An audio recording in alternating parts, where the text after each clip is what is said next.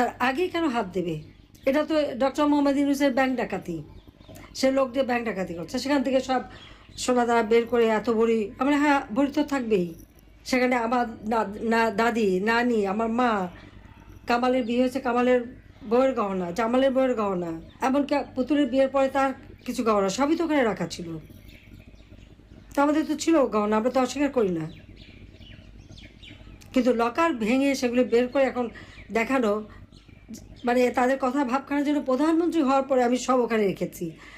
আমি চ্যালেঞ্জ দিচ্ছি যে প্রধানমন্ত্রী হওয়ার পরে কবে আমি অগ্রণী ব্যাংকে যেয়ে লকার খুলে এসেছি আর জিনিস রেখে এসেছি, সেই লগবুক বের করা হোক, দেখা হোক।